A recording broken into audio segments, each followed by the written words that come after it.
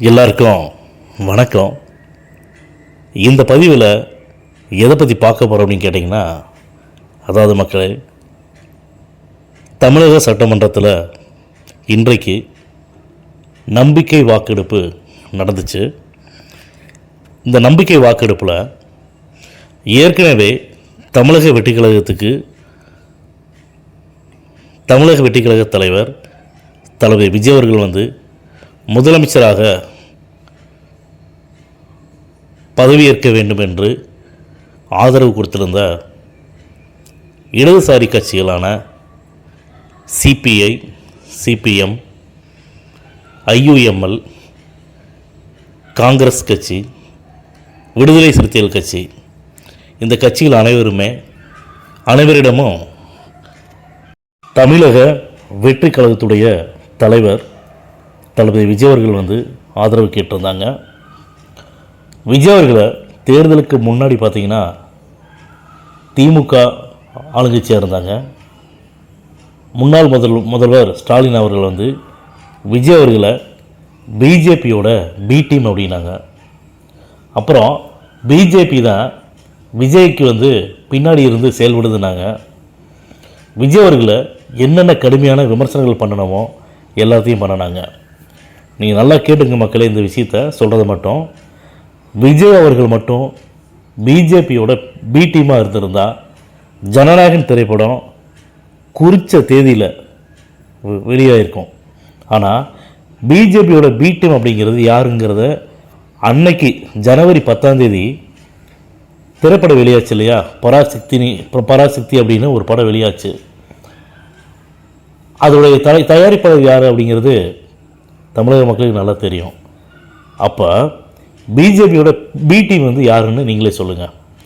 திமுகவா இல்லை தவேகாவா? இதை நான் ஏன் இப்போ உங்களுக்கு இந்த இதை ஏன் நான் பதிவு பண்ணுறேன்னு கேட்டிங்கன்னா, விஜய் அவர்கள் பிஜேபியோட பி டீமாக இருந்திருந்தா பிஜேபியோட கூட்டணி கட்சியில் இருக்கக்கூடிய பாமக, அமமுக இவங்கள்ட்ட ஆதரவு கேட்டு முதலமைச்சர் பதவியில் உட்கார்ந்துருக்கலாம்ல. ஆனால் மதச்சார்பற்ற அரசு தான் இங்கே ஆட்சி நடக்கணும் அப்படின்னு சொல்லிட்டு இடதுசாரிகள் கட்சிகள் மூலமாக திரு விஜய் அவர்கள் ஆதரவு கேட்டு முதலமைச்சராக பதவியேற்றாங்க. இன்றைக்கி சட்டசபையில், தமிழக சட்டசபையில் மெஜாரிட்டியை நிரூபிக்கணும் அப்படிங்கிறதுக்காக விஜய் அவர்களுக்கு யாரெல்லாம் ஆதரவு கொடுத்தாங்களோ எல்லாருமே வாக்கெடுப்பில் ஆதரவு கொடுத்தாங்க. விஜய் அவர்களுக்கு ஆதரவு கொடுத்தது இல்லாமல் மின்சார கட்டணம் நேற்று தமிழகம் முழுவதும் 717 மதுக்கடைகளை 2 வாரத்துக்குள்ள நீங்கள் மூடணும். அதற்கு சான்றாக நேற்றே பார்த்தீங்கன்னா 50 மதுக்கடைகளுக்கு உடனடியாக தமிழக அரசு சீல் வச்சு கடையை மூடிட்டாங்க. இதை பெருமைப்படுத்தும் விதமாக சட்டமன்றத்தில் பேசினாங்க. அதுக்கப்புறம் பெண்களுக்கு பாதுகாப்பு தர மாதிரி நடவடிக்கைகள் எல்லாத்தையும் விஜய் அவர்கள் எடுத்துகிட்டு இருக்கிறாங்க. அதுக்கப்புறமா விஜய் அவர்கள் தமிழக முதலமைச்சராக பதவியேற்றதுக்கு அப்புறமா தனக்கு ஆதரவு கொடுத்த இடதுசாரி கட்சிகளையும், விடுதலை சிறுத்தைகள் கட்சி தலைவரையும், காங்கிரஸ் கட்சி தலைமை அலுவலகத்தையும் நேரில் போய் வாழ்த்து பெற்றாங்க. இது ஒரு மனிதனுடைய நல்ல மனிதர் அப்படிங்கிறதுக்கு மிகப்பெரிய சான்று தான் எல்லாத்தையும் போய் சந்திக்கிறது. விஜய் அவர்கள் நினச்சிருந்தா திமுக தலைவர் ஸ்டாலின் அவர்களை சந்திக்க வேண்டிய அவசியமே கிடையாது. இதுவரைக்கும் அரசியல் வரலாற்றிலேயே பேரறிஞர் அண்ணா செய்ததுக்கு அப்புறமா வேறு யாருமே இந்த மாதிரியான ஒரு சம்பவத்தை, இந்த மாதிரியான ஒரு மாண்பை கடைபிடிக்கவே இல்லை. விஜய் அவர்கள் நினச்சிருந்தாருன்னா அதை இக்னோர் பண்ணிட்டு போயிட்டு இருந்திருக்கலாம். ஆனால் அப்படி பண்ணாமல் யார் எதிர்த்தாலுமே சரி, யார் நம்ம மேலே கடுமையான விமர்சனங்கள் வச்சுருந்தாலும் சரி, யார் நம்ம மேலே பழி சொல்ல போட்டாலும் சரி, அதையெல்லாம் மறந்துட்டு பரவாயில்ல, 8 கோடி மக்களில் அவங்களும் ஒருத்தர் தான், இந்த 8 கோடி மக்களுக்குமே பாதுகாப்பானது யாருன்னு கேட்டிங்கன்னா, பாதுகாப்பு கொடுக்க வேண்டிய கடமை யார்கிட்ட இருக்குதுன்னு கேட்டிங்கன்னா தமிழக அரசுக்கிட்ட தான் இருக்குது. அதாவது மாண்புமிகு முதலமைச்சர் திரு விஜய் அவர்கள்ட்ட தான் இந்த பொறுப்பு எல்லாமே இருக்குது. அதை உணர்ந்து சரியாக தெளிவாக மிகவும் நேர்த்தியாக யாரையும் விட்டு கொடுக்காம அவங்களுடைய இல்லத்திற்கும் அவங்களுடைய அலுவலகத்திற்கும் போயிட்டு மரியாதை நிமித்தமாக வாழ்த்து பெற்று வந்தார், ஆசீர்வாதம் வேண்டி வந்தார். இதை இன்றைக்கி சட்டமன்றத்தில் நடந்த வாக்கெடுப்புக்கு அடிக்கடி உதயநிதி ஸ்டாலின் அவர்கள் என்ன சொல்கிறாங்க அப்படின்னா, தாவேக்கா ஆட்சி பண்ணுறதுக்கு நாங்கள் எந்த இடையூறு விளைவிக்க மாட்டோம் அப்படின்னு சும்மா சப்பக்கட்டு கட்டிட்டு மக்களை நம்ப வச்சு ஏமாற்றிட்டு இருக்கக்கூடிய எதிர்க்கட்சியான உதயநிதி ஸ்டாலின் அவர்களை நாங்கள் என்ன கேட்குறோம்னா, விஜய் அவர்கள் முதலமைச்சராக தேர்ந்தெடுக்காமல் இருந்தப்ப, அதாவது ஆளுநர் அவர்கள் முதலமைச்சரை விஜய் தாவேக்கா தலைவர் விஜய் அவர்களை அழைக்கவே இல்லை. அழைக்காத காரணம் என்னன்னு கேட்டிங்கன்னா, இன்றைக்கி நடந்த ப்ரெஸ் மீட்டில் சிவி சண்முகம் அவர்கள் பேசுனது மிகப்பெரிய ஆச்சரியத்தை உருவாக்குச்சு, அதிர்ச்சி அடைய வச்சுச்சு. இது வரைக்குமே சும்மா இது ஒன்றும் இல்லை, இது ஒரு ரூமர், வதந்தி அப்படின்னு சொல்லி தான் எல்லாமே நினச்சிட்டு இருந்தாங்க.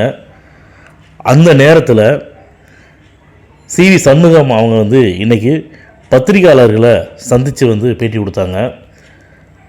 தெளிவாக அவர் சொல்கிறாங்க, எதனால் ஆளுநர் விஜய் அவர்களை முதலமைச்சராக பதவியேற்கிறதுக்கு அழைக்கவே இல்லை, டிலே பண்ணனாங்க, தாமதப்படுத்துகிறாங்க அப்படிங்கிறதுக்கு நிறைய காரணம் ஏற்கனவே மக்கள் மத்தியில் நிறைய சந்தேகம் எழுதுச்சு. இது ஆளுநருக்கு பின்னாடி பிஜேபி இருக்குது, ஆளுநருக்கு பின்னாடி அதிமுக இருக்குது, அதிமுகவுக்கு பின்னாடி திமுக இருக்குது அப்படின்னு மக்கள் விஜய் அவர்களை முதலமைச்சராக்கியே ஆகணும்னு ஓட்டு போட்டு ஒரு தமிழகத்தில் ஒரு புரட்சியை ஏற்படுத்தி விஜய் அவர்களுக்கு ஓட்டு போட்டு ஜெயிக்க வச்ச மக்கள் எல்லாருமே சந்தேகப்பட்டாங்க. எதனால், இது யாரால் அப்படிங்கிறது ஆனால் முடிவு பண்ணிட்டாங்க. ஆளுநருக்கு பின்னாடி இருக்கிறது பிஜேபிங்கிறது நல்லா தெரியும். அப்போ அந்த பிஜேபிக்கு பின்னாடி யார் இருக்கிறா அப்படிங்கிறத மக்கள் டவுட் பட்டு இருந்தாங்க. ஆனால் எல்லாருமே பிஜேபி மட்டும்தான் இருக்குது, அதிமுக மட்டும்தான் இருக்குதுன்னு நினச்சாங்க. ஆளுநருக்கு பின்னாடி சதி திட்டம் போட்டது இவங்க தான் நினச்சாங்க. ஆனால் பிஜேபி, ஆளுநர், பிஜேபி, அதிமுகவுக்கு பின்னாடி திமுகவும் கூட்டு சதியில் இருந்திருக்குது அப்படிங்கிறது இன்றைக்கி சிவி சண்முகம் ஐயா அவங்க கொடுத்த பேட்டியில் எல்லாமே அம்பலமாயிருச்சு. யார் எல்லாத்து மூஞ்சில கறியை போச்சுற மாதிரியான தகவல்களை சொன்னார். நல்லா யோசிச்சு பாருங்கள் மக்களே, திமுக அப்படிங்கிற ஒரு மிகப்பெரிய கட்சியை எதிர்த்து அரசியல் பண்ணணும், எதிர்த்து அரசியல் கட்சி ஆரம்பிக்கணுங்கிறத ஆரம்பித்து விட்டது யாருன்னா புரட்சி தலைவர், நேர்மையான மனுஷன், மக்கள் தலைவர் புரட்சி தலைவர் எம்ஜிஆர் அவர்கள் மட்டும்தான். அவருடைய காலகட்டத்துக்கு அப்புறமா எம்ஜிஆர் ஐயா காலம் சென்றதுக்கு அப்புறமா புரட்சி தலைவி அம்மா படு ஸ்ட்ராங்காக, ஒரு போல்டாக, ஒரு பெண்ணாக இருந்தாலுமே ஒரு அயன் லேடி அப்படின்னா ஜெயலலிதா அம்மாவை தான் சொல்லுவாங்க. அந்த மாதிரி ஒரு தனிமையாக ஒரு லேடி இருந்து ஒரு பெண் திமுகவை எதிர்த்து அரசியல் பண்ணின வலிமை வாய்ந்த ஒரு தமிழ்நாட்டில் இல்லை, இந்தியாவிலே ஒரு தலைவி யாருன்னு கேட்டிங்கன்னா புரட்சி தலைவி அம்மா மட்டும்தான். அந்த மாதிரியான அதிமுக கட்டுக்கோப்பாக பயங்கர தன்னுடைய கையில் வச்சுட்டு இருந்த ஜெயலலிதா அம்மா இருந்தாங்க. அவங்களுக்கு பின்னாடி 2016க்கு அப்புறமா அம்மா இறந்ததுக்கு அப்புறமா சசிகலா அம்மையாரோட ஆதரவால், ஆசீர்வாதத்தால் இறக்கப்பட்டு பரிதாபப்பட்டு போனா போகுது, எடப்பாடி பழனிசாமியே முதலமைச்சராக இருக்கட்டும் அப்படின்னு சொல்லிட்டு அந்த முதலமைச்சர் நாற்காலியில் எடப்பாடி பழனிசாமி அவங்கள உட்கார வச்சாங்க. அதாவதுங்க, இதுக்கு பேர் தான் சொல்லுவாங்க சொந்த காசில் சூனியை வச்சுக்கிறதுன்னு அர்த்தம். யாரை நம்பி முதலமைச்சர் நாற்காலியில் சசிகலா அம்மையார் உட்கார வச்சாங்களோ இதே எடப்பாடி பழனிசாமி ஐயா அவங்களால தான் சசிகலா அம்மையார் ஜெயிலுக்கு போனது. அதுக்கப்புறம் ஜெயிலில் நடந்த கொடுமைகளை, ஜெயிலில் இருந்து சசிகலா அம்மையாருடைய கணவர் நடராஜன் அவர்கள் இறந்ததுக்கு அப்புறமா இறக்கும்போது அவங்களுக்கு என்னென்ன கொடுமைகள் நேர்ந்துச்சு, ஜெயிலில் என்னென்ன பண்ணினாங்க, எத்தனை நாள் பரோவில் வெளியில் வந்தாங்க, எல்லாமே சசிகலா அம்மையார் வந்து அன்றைக்கி ஒரு பேட்டியில் கண்கலங்கி வந்து பேட்டி கொடுத்தாங்க. அந்த அளவுக்கு வந்து சசிகலா அம்மையாருக்கே மிகப்பெரிய துரோகம் பண்ணின எடப்பாடி பழனிசாமி அவங்க, அதாவது சசிகலா அம்மையாருங்கிறது ஒரு தனிப்பெண் இல்லையா, அவங்களுக்கே இந்த துரோகத்தை பண்ணின எடப்பாடி பழனிசாமி அவங்க திமுகவை எதிர்த்து அரசியல் கட்சி ஆரம்பித்து இத்தனை வருட காலமாக திமுகவை எதிர்த்து அரசியல் பண்ணின திமுகவோட ஆதரவாளர் மட்டும்தான் முதலமைச்சராக உட்காரணும் அப்படிங்கிற முடிவுக்கு வந்து தள்ளப்பட்டது. அப்படின்னா இது துரோகத்தின் உச்சமாக இல்லையா? நீங்கள் சொல்லுங்கள் மக்களே, எப்பேற்பட்ட ஒரு துரோகம். 47 எம்எல்ஏக்களை கொண்ட எடப்பாடி பழனிசாமி அவர்கள் வந்து முதலமைச்சராக நான் தான் ஆக போகிறேன், நான் எல்லாம் டெல்லியில் பேசிட்டேன், எல்லாமே வந்து டீல் ஓகே, நீங்கள் வந்து எல்லாத்துலேயும் கையெழுத்து போடுங்க அப்படின்னு பேசக்கூடிய தகுதி வந்து அவர்கிட்ட இருக்குதா? எப்படி இப்போ இதெல்லாம் பேசுகிறோம்னா அப்படின்னா, அப்போ இதெல்லாம் யார் பேசும் அப்படின்னா நல்ல மனிதர்கள் வாயில் இந்த வார்த்தை வராது. நீ தோத்துட்டேன்னா உன்னோட தோல்வியை ஒத்துக்க, அவ்வளோதான், நீ தோற்று போயிட்ட, மக்கள் வந்து உன்னை வந்து தேர்ந்தெடுக்கலை, வேணான்னு ஒதுக்கி தள்ளிட்டாங்க. திமுக வந்து எதிர்கட்சியாக வந்து வருது அப்படின்னா திமுகவே வந்து ஆட்சியில் வேணான்னு ஒதுக்கிட்டாங்க. ஏன்னா திமுக ஆட்சியில் அவ்வளவு அராஜகம், அட்டுழியங்கள், அதிகாரத்துறை தன்னுடைய ஆட்சியையும் அதிகாரத்தையும் கையில் வச்சுக்கிட்டு அதிகார துஷ்பிரயோகம் பண்ணின ஒரே ஒரு கட்சி தான் திமுக. திமுக வந்து மக்களுக்கு நல்லது பண்ணினதை விட அந்த அதிகாரத்தை வச்சு எத்தனை பேர் ஜெயிலுக்கு அனுப்பிச்சாங்க அப்படிங்கிறது வரலாறே இருக்குது. அதில் முக்கியமாக பாதிக்கப்பட்டவர் சவுக்கு சங்கர் போல் நிறைய பேர் இருக்கிறாங்க. பொய்யான புகார் கொடுத்து அவங்கள வந்து ஜெயிலில் கொண்டு அடைக்கிறது தான் திமுகவோட வேலையாகவே இருந்துச்சு. இது எல்லாம் அப்படின்னா இது அதிகார வர்க்கம், அதிகார திமிர் அப்படின்னு சொல்லுவாங்க. உண்மையிலே நான் சொல்கிறேன், நான் இதை வன்மையாக நாங்கள் கண்டித்து தான் வந்து இதை பதிவை போடுறோம். ஆட்சியும் அதிகாரமும் வந்து யார் கொடுத்தாங்கன்னா மக்கள் கொடுத்தாங்க. எதுக்காக மக்கள் கொடுத்தாங்கன்னா எதிர்கட்சியும் ஆளுங்கட்சியும் அடிச்சுட்டு சாவறதுக்கு வந்து மக்கள் கொடுக்கல. மக்களுடைய பிரச்சனைகளை அந்த தொகுதியில் இருக்கக்கூடிய 234 தொகுதிகள் இருக்குதுன்னா அந்த 234 தொகுதியில் இருக்கக்கூடிய பிரச்சனைகள் என்னென்ன, அந்த மக்களுக்கு என்னென்ன தேவைப்படுது, குடிநீர் இல்லையா, கழிவுநீர் பிரச்சனையா, ஹாஸ்பிட்டல் இல்லையா, கல்வி நிலையங்கள் எப்படி இருக்குது, மருத்துவமனைகள் எப்படி இருக்குது, இதை வந்து அவங்க ஆராய்ஞ்சு மக்களுக்கு நல்லது பண்ணுற விஷயத்தை பண்ணுறதுக்காக மட்டும்தான் தமிழக மக்கள் எல்லாரும் சேர்ந்து 234 சட்டமன்ற உறுப்பினர் தேர்ந்தெடுக்கிறாங்க. அது திமுகவாக இருக்கட்டும், அதிமுகவாக இருக்கட்டும், தாவேக்காவாக இருக்கட்டும், இவங்க எல்லாமே வந்து சட்டமன்றத்தில் அடிச்சுட்டு சாவறதுக்காக வந்து யாருமே ஓட்டு போடலை. சரியா? இந்த சனாதனத்தை பற்றி பேசுறது, இவங்கள பதவியில் உட்கார வச்சுட்டாங்க, அவங்கள பதவியில் உட்கார வச்சுட்டாங்கன்னு கட்டுக்கதை பேசுறது, எப்படி வந்து ஆளுங்கட்சியை டாமினேட் பண்ணுறது, ஆளுங்கட்சிக்கு எதிராக வந்து நம்ம என்ன நடவடிக்கைகள் எடுக்கலாம், ஆளுங்கட்சியை வந்து ஆட்சி பண்ண விடாமல் நம்ம என்னென்ன முயற்சிகளை வந்து ஈடுபடலாம். திமுக அதிமுகங்கிற எதிர்கட்சியாக தான் இருந்துச்சு. இப்போ எல்லாமே ஒன்று சேர்ந்துக்கிட்டு விஜய் அவர்களை வந்து எப்படி இந்த ஆட்சியை விட்டு கவுக்கலாம் அப்படிங்கிற எல்லா வேலைகளும் பார்க்கறதுக்காக உங்களுக்கு வந்து மக்கள் ஓட்டு போட்டு ஜெயிக்க வைக்கல. மக்களுடைய பிரச்சனைகளை தீர்ப்பதற்காக மட்டும்தான் 234 சட்டமன்ற உறுப்பினரையும் தமிழக மக்கள் வந்து ஓட்டு போட்டு ஜெயிக்க வச்சிருக்காங்க. இதை வந்து ஒவ்வொரு சட்டமன்ற உறுப்பினரும் ஒவ்வொரு கட்சி தலைவர்களும் வந்து மனசில் பதிய வச்சுட்டாவே சட்டமன்றத்தில் போயிட்டு வந்து இந்த ஒன்றுமில்லாத பேச்சுக்கு, இந்த வீணா போன பேச்சுக்கெல்லாம் சண்டையே வராதுங்கிறேன். நான் இந்த புஷ்பா அரசுன்னு பேசக்கூடிய ஒரு அரசியல் நாகரிகமே இல்லாத உதயநிதி ஸ்டாலின் அவர்கள் வந்து புஷ்பா அரசு அப்படிங்கிறத பேசலாமா? யோசிச்சு பாருங்க. சிஎம் சார் அப்படின்னு சொல்லி போட்டு விஜய் அவர்களை வந்து தேர்தல் பிரச்சாரத்தில் பேசினதை அதை ஏதோ மதிப்பை வந்து பெரிய மதிப்பை வந்து குறைவாக பேசிட்டாருன்னு சொல்லிட்டு எத்தனை பேர் வந்து சும்மா வந்து திமுகவுக்கு சப்பக்கட்டு கட்டினாங்க சொல்லுங்க பார்க்கலாம். திமுகவோட கைக்கூலிகள் எல்லாருமே இது வந்து என்ன சிஎம் சார் சொல்லிட்டாரே அப்படின்னு சொல்லி திரு ஸ்டாலின் இவர் சீமான் அவர்கள் கூட பேசினாங்க. அப்போ சிஎம் சாருக்கு வந்து மரியாதையான பேச்சு இல்லையா? புஷ்பா அரசுன்னு சட்டசபையில் பேசுறது மரியாதை பேச்சா? தமிழக முதலமைச்சர் மாண்புமிகு திரு விஜய் அவர்கள் பார்த்தீங்கன்னா பயங்கர சவுக்கடி கொடுக்குற மாதிரியான பேசியிருக்காங்க. கொளத்தூர் தொகுதியில் தோத்தும் திமுகவுக்கு இன்னும் மக்கள் ஆதரவு கொடுக்குறாங்கன்னு நம்பியா வந்து நீங்கள் ஒன்று இருக்கீங்க. இதுலேருந்து தெரிய வேணாமா?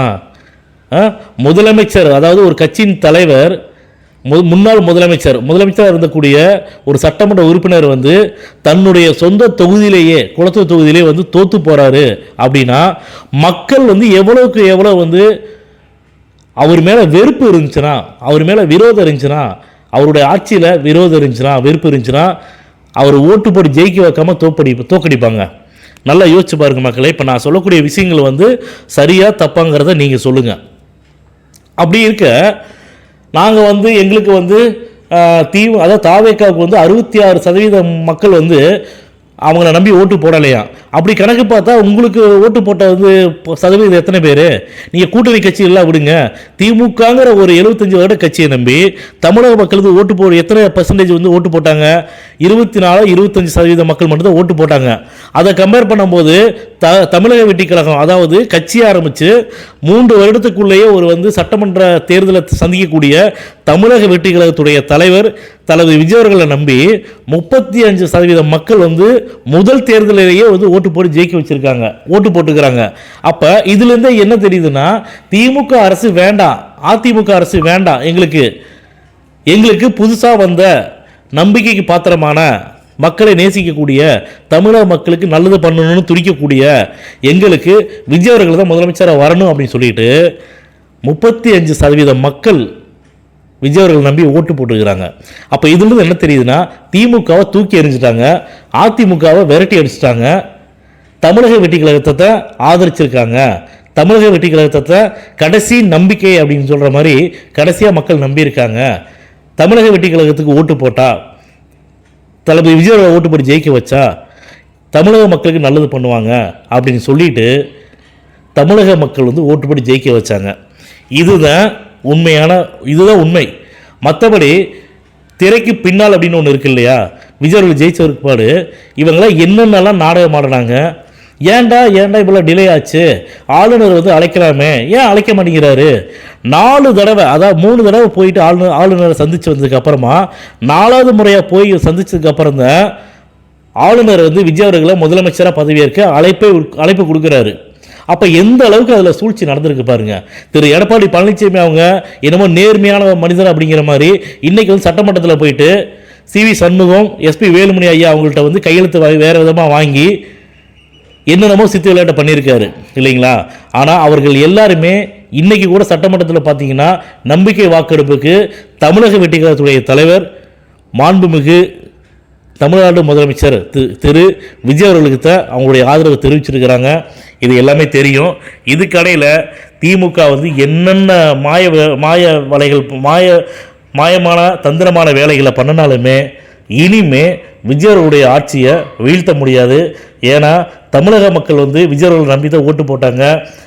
மக்கள் சக்தி இருக்குது விஜய் சைடு, இளைஞர்கள் சக்தி இருக்காங்க. மாண்புமிகு முதலமைச்சர் திரு விஜய் அவர்களை இனிமே எந்த ஒரு தீய சக்தியாலும் தடுக்க முடியாது, அழிக்க முடியாது. சில பேர் கேட்குறாங்க, தீய சக்தின்னு சொல்லக்கூடிய திமுக போய் எப்படி வந்து இவங்க வந்து போய் அரசியல் வந்து முதலமைச்சராக வந்து ஆதரவு கேட்கலாம் அப்படிங்கிறாங்க. ஏன் ஆதரவு கேட்டால் என்ன தப்புன்னு நான் கேட்குறேன். என்ன தப்பு? திமுக அதிமுக இரு கட்சியில் வந்து 75 வருடமாக 50 வருடமாக வந்து கீரியும் பாம்பு மாதிரி இருந்த கட்சியை, அவ்வளவு கொள்கை ரீதியாக வந்து பிரச்சனையான கட்சியை, அவ்வளவு கொள்கை ரீதியாக வந்து எம்ஜிஆராக இருக்கட்டும் ஜெயலலிதாமாக இருக்கட்டும் எதிர்ப்பு தெரிவித்த கட்சியை, எதிர்த்து ஆண்ட கட்சியை, அவங்களெல்லாம் ஒன்று சேரும்போது கூட்டு சதியாக வந்து விஜய் அவர்களை மக்களால் தேர்ந்தெடுக்கப்பட்ட விஜய் அவர்களை மட்டுமே முதலமைச்சர் ஆகணும்னு சொல்லி ஓட்டு போட்டு ஜெயிக்க வச்ச மக்களுக்கு துரோகம் பண்ணக்கூடிய விஷயங்களை வந்து திமுகவும் அதிமுகவும் சேர்ந்து கூட்டு சதியாக பண்ணியிருக்காங்க அப்படிங்கிறத நினச்சா, அரசியலில் இவ்வளவு கேவலமாக தன்னுடைய எதிரி யார் அப்படிங்கிறதெல்லாம் மறந்து இப்படிலாம் வந்து ஒரு கூட்டு சதி பண்ணுவாங்களா அப்படிங்கிறத நினச்சாவே ரொம்ப ரொம்ப கேவலமாக இருக்குது. நிஜமாவே இந்த மாதிரி ஒரு கேவலத்தை, இந்த மாதிரியான துரோகத்தை நான் பார்த்ததே கிடையாதுங்க. இத்தனை வருட கால ஆட்சி காலத்தில் நம்ம எவ்வளோ பார்த்துருக்குறோம். மக்களே, உங்களுடைய அப்பாவும் பார்த்துருப்பாங்க, உங்களுடைய தாத்தாக்களும் பார்த்துருப்பாங்க. ஆனால் இந்த மாதிரியான ஒரு துரோகம் பண்ணிட்டு திமுக அதிமுக கூட்டணி ஆட்சியாக வந்து வைக்கிறதுக்கு நடத்தணும் அப்படின்னு பேச்சுவார்த்தையில் நடத்தியிருக்காங்க அப்படிங்கிறது எவ்வளோ கேவலமான செயல் பாருங்க. இதில் ஒரு விஷயத்த சொன்னார் சிவி சண்முகம். அவங்க சொன்னாங்க, விடுதலை சிறுத்தைகள் கட்சி தலைவர் திருமாவளவன் அவர்களை முதலமைச்சராக வந்து திமுக வந்து ஒத்துக்கிட்டாங்க, முதலமைச்சராக வந்து இருக்கணும் அப்படின்னு சொல்லிட்டு, இதை வந்து இபிஎஸ் எடப்பாடி பழனிசாமி ஐயா அவங்க வந்து ஒத்துக்கலை. அதனால் மட்டும்தான் இந்த டீலிங் வந்து நின்று போச்சு, ஸ்டாப் ஆச்சு. அதாவது நல்லா கேட்டுங்க, முன்னாள் முதலமைச்சர் ஸ்டாலின் அவர்கள் வந்து உடனே தமிழக வெற்றி கழகம் வந்து ஆட்சி அமைக்கிறதுக்கோ அவங்க வந்து ஆட்சி நடத்துறதுக்கு நாங்கள் எந்த விதமான இடையூறுகளும் பண்ண மாட்டோம் அப்படின்னு சொல்லிட்டு வெளிப்படையாக அறிவிச்சாங்க. ஆனால் அந்த அறிவிப்புகள் எல்லாமே பொய்யான அறிவிப்புகள் தான். சும்மா இந்த சைடு வந்து மக்களை வந்து திசை திருப்பும் வழியை வந்து பண்ணிட்டு, ஏன்னா மக்கள் வந்து நினைப்பாங்களாமா, திரு ஸ்டாலின் ஐயா அவங்களுக்கு வந்து எவ்வளோ பெரிய மனசு பாருங்க, பெருந்தன்மையாக சொல்லிட்டாங்க, இந்த மாதிரி வந்து ஒரு தலைவர் யாரையும் சொல்லுவாங்களா, அப்போ விஜய் அவர்களுக்கு வந்து ஆதரவு கொடுத்துட்டாங்கன்னு வந்து தமிழக மக்கள் வந்து பெருமையாக நினைப்பாங்களாம். அந்த ஒரே ஒரு காரணத்துக்காக மட்டும்தான் அவர் வந்து பெருமிதமாக சொன்னது. ஆனால் உள்ளுக்குள்ள பாருங்கள், பின்னாடி திரைக்கு பின்னால் எவ்வளவு டீலிங் நடந்திருக்கு பாருங்க மக்களே. குளத்தூர் தொகுதியில் தோத்த உடனே வந்து போய் வந்து மக்களை சந்திக்க போகிறாரு. திமுக உடைய எம்எல்ஏக்களாக நின்றவங்களெல்லாம் மக்களை சந்திக்க போகிறாங்க. ஏன் அப்படின்னு கேட்டிங்கன்னா இதோட அர்த்தம் இதுதான். விஜய் அவர்களை வந்து எப்படியாவது வந்து அரசியல் பண்ண விடாமல் பண்ணிட்டு, விஜய் அவர்களை வந்து அவருடைய ஆட்சியை கவுத்துட்டு திமுகவும் அதிமுகவும் கூட்டணி ஆட்சியாக நடத்தும் போது தமிழக மக்கள் வந்து யாருமே எதிர்த்திடக்கூடாது, திமுக அதிமுக கூட்டணியை வந்து யாருமே அவாய்ட் பண்ணிடக்கூடாது, வெறுத்திடக்கூடாது அப்படிங்கிறதுக்காக ஒரு நாடகம் அரங்கேறினாங்க. அந்த நாடகத்தை அதிமுக இருக்கக்கூடிய நல்ல மனுஷங்களே, நல்ல சட்டமன்ற உறுப்பினரே நிராகரிச்சிட்டாங்க. இதுதான் உண்மையான விஷயம். இதைத்தான் வந்து சிவி சண்முக ஐயாவும் எஸ்பி வேலுமணி ஐயாவும் வந்து இதைத்தான் வந்து பத்திரிகையாளர் சந்திப்பில் பேசுனாங்க. அப்போ இந்த அரசியலில் பாருங்க என்ன மாதிரியான வேலைகள் நடக்குது பாருங்க. மக்களால் தேர்ந்தெடுக்கப்பட்ட விஜய் அவர்களை ஆட்சியை விட்டு அகற்றுவதற்கும் ஆட்சி செய்ய விடாமல் என்னென்ன சதி திட்டங்களை தீட்டிருக்காங்க அப்படிங்கிறத இந்த பதிவில் நம்ம பார்த்துருக்கோம். மேற்கொண்டும் உதயநிதி அவர்களுக்கு வந்து பயங்கரமான சவுக்கடி அடிக்கிற மாதிரி, எங்கள் வீட்டு பிள்ளை படத்தில் எம்ஜிஆர் வந்து எப்படி சவுக்கடிகள் அடிக்கிறாங்களோ அந்த மாதிரியான சவுக்கடிகளை கொடுக்குற மாதிரியான பதிலடியை வந்து இன்னைக்கு தமிழ்நாட்டுடைய முதலமைச்சர் மாண்புமிகு திரு விஜய் அவர்கள் வந்து பயங்கரமான சவுக்கடிகளை உதயநிதி அவர்களுக்கு பதிலடியாக கொடுத்துருக்காங்க. அதை எல்லாருமே பார்த்துருப்போம். இனி வரக்கூடிய காலங்களில் நிச்சயமாக விஜய் அவர்கள் வந்து வெள்ளை அறிக்கை வெளியிட வேண்டும் அப்படிங்கிறத எங்களுடைய ஹார்ட்பீட் யூடியூப் சேனல் சார்பாக வந்து ஒரு வேண்டுகோள் வைக்கிறோம். வெள்ளை அறிக்கை வெளியிட்டால் மட்டும்தான் இந்த திமுக அரசு வந்து என்னென்ன வேலைகள் பண்ணியிருக்காங்க, எவ்வளவு இருப்புகளை வச்சுட்டு போயிருக்காங்க அப்படிங்கிறத மக்கள் மத்தியில் தெரிஞ்சுக்குவாங்க. திமுகவோட மொத்த ஏமாத்து வேலையையும் மக்களுக்கு வந்து வெளிப்படையாக போய் சேரும் அப்படிங்கிறத நாங்கள் தெரிவிச்சுக்கிறோம்.